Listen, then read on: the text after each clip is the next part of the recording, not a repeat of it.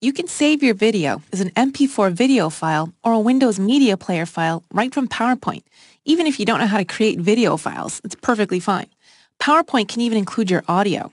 If you've rehearsed and set timings, your video can use those. For any slides that don't have narration, or if you didn't set timings for any of them, don't worry. You can still tell it how long you want each slide to remain before moving on to the next slide in your video.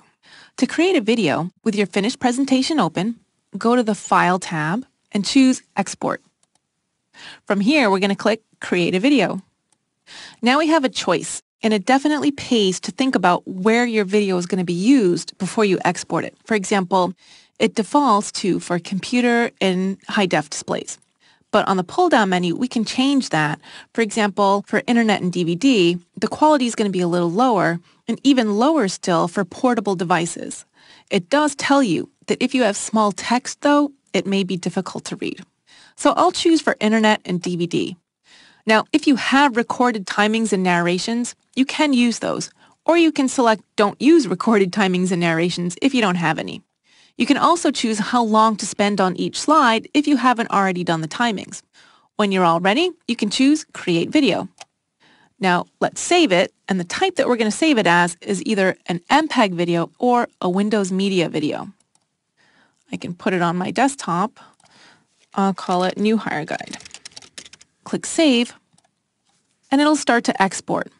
Now, depending on how big your presentation is, what file size, how fast your computer is, and how big the photos and media that's in your presentation, these are all things that are going to affect the amount of time that it will take to make it.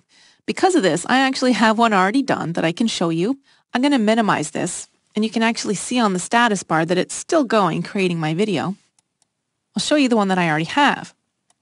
Here's my finished presentation. It's called The Finished Presentation. It's an MP4 video. It's 3 minutes long, and the size is 32 megabytes. So you can definitely see how all these options would affect the file size of your file. I can double-click on it, and it'll start playing. If I had recorded any audio, that would start playing along with it. It works just like any other video.